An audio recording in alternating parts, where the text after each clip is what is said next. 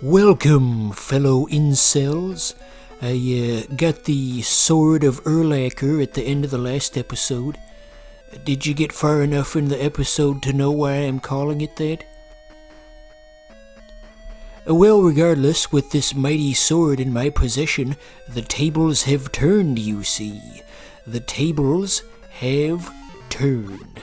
All these enemies that thought they could bully me last episode are now gonna get cut down like butter. Butter. I feel like I got a mouthful of Rolaids. Are gonna get cut down like butter. But anyway, yes, the tables have turned. Now that I've brought a weapon to the party, it's the same energy as when the kid who gets bullied at school brings a you-know-what to class the next day. Who's laughing now, huh? Who's laughing now? Wow, is that really how you're gonna open up the episode? I can't believe this shit. Anyway, so we can enter forest tiles now, whereas we couldn't before. I mean, technically we could always enter the forest tiles, but I was following a bit of a self-imposed rule so that I wouldn't go here until I was properly weaponed up. Because there's some stronger enemies in here, you see. It's like that episode of Gumball where they had to stay out of the Forest of Doom. No, not the Forest of Doom.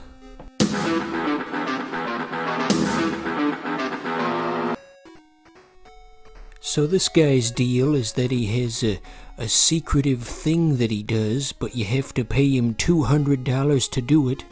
And you also have to ask him 3 times. Sounds kinda gay, honestly.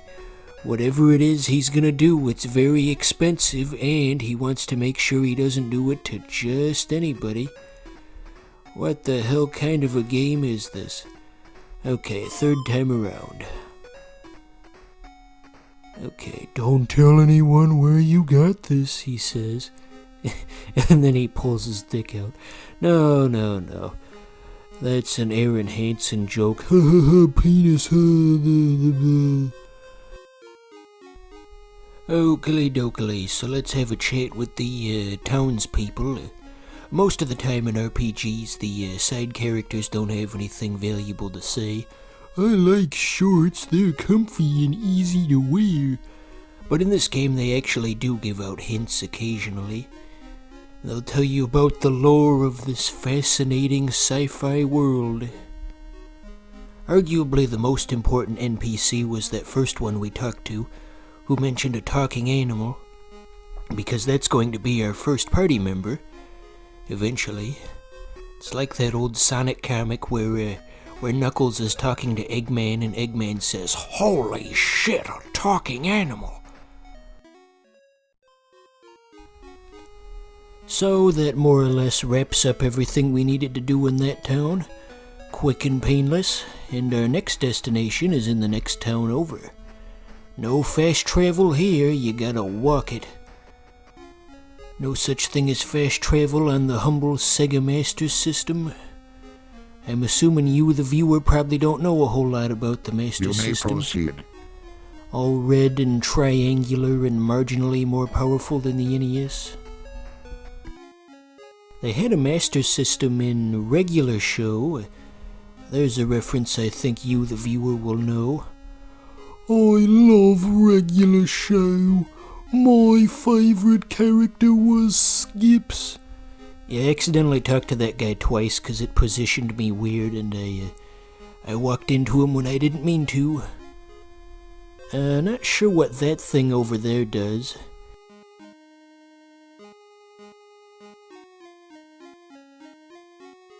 Okay, let me enter the spaceship.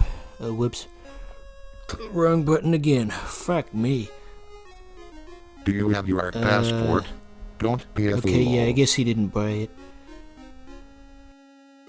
Just what an awkward interaction. Okay, let me onto the spaceship. Well, where's your passport? Starts sweating profusely and flees the scene. That's totally something that normal people do. Okay, so I believe this is the passport shop. Is this a trick question? Okay, that's the one hang-up, is the money. And so, in order to make money, we have to, wait for it, grind again. First up, we've got that, he's already gone. I was gonna say that, that guy from Gumball, remember they had that one classmate who was just an eyeball with wings, and they couldn't understand him because he could only speak through his mind powers, and he had no mouth. I have no mouth and I must scream. Man, pretty much anything goes on that show, wasn't it? You could have a character who was like a fridge, and a character who was a talking butt plug, and... Wait, no, that's not right. I'm thinking of the wrong thing. Anyway, that's the second time in just this episode that there's been a reference to Gumball. You want to stay away from the beach enemies. Learn that lesson the hard way. The health was already an indicator that they were too strong, but I was thinking, okay, maybe the health is just like an inflated stat, and maybe they've got really low defense. And I was wrong, but thankfully it let us flee. That's the thing about being able to flee. Occasionally it doesn't let you do it. This could have ended very badly for us. So as long as we're grinding away here, let's take a moment to talk about the history of Phantasy Star. This was the first one, obviously, for the old Master System, or the Mach 3, as it were, depending on who you ask. I know Mark Bustler knows about the transition from the Master System to the Mach 3 and that whole pipeline. But anyway, yes, 1 Phantasy Star for the Master System, and then 3 for the Genesis. The Saturn didn't have one. And then starting in the Dreamcast era, they basically gave this series a facelift and changed it into a completely different thing. So now instead of traditional Phantasy Star games, we've got PSO.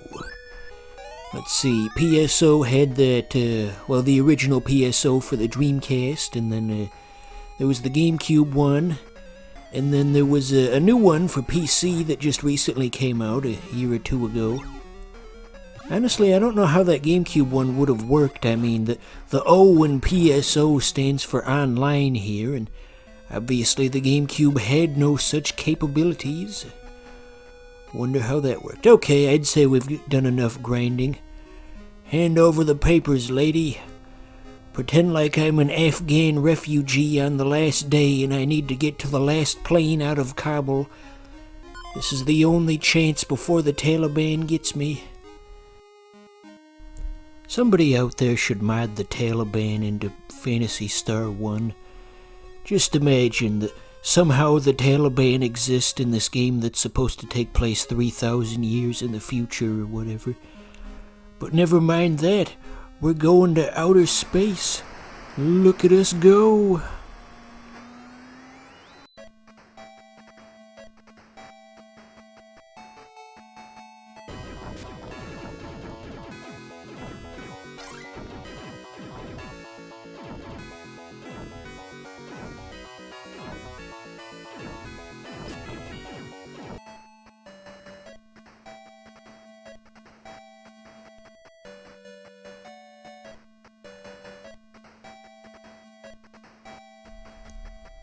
So this is Desert World. It looks very Wile E. Coyote-esque in here. And here we are. Speaking of the Taliban, this kind of looks like the place you'd find them, doesn't it? That idea for that mod that I had is starting to come together. So, in a minute or two here, we finally get to meet our first official party member. Do some business networking. Hey man, I like your stuff. You're edgy, you're raw. We should be RPG party members together.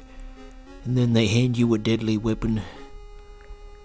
Okay, I'm just being extra careful with talking to all the townspeople, because this is one of those archaic old games where sometimes there's a townsperson you have to talk to and it secretly activates something on the other side of the map. And of course they don't tell you which one. So you gotta cover all your bases here. Listen to every last dumbass in town. I like shorts. They're comfy and easy to wear. Okay, so he's gonna trade us his rare animal. I said I'd give him the $1 million. I don't see what the problem here is. He didn't know how much money I had. Maybe I actually had $1 billion. And now you don't get it. So, yeah, there we go. Party member number 1. This is a rather uncreative name to name a cat Meow.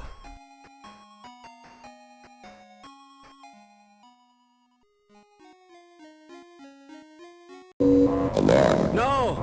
No! Ah! Attention, guard 2, outside.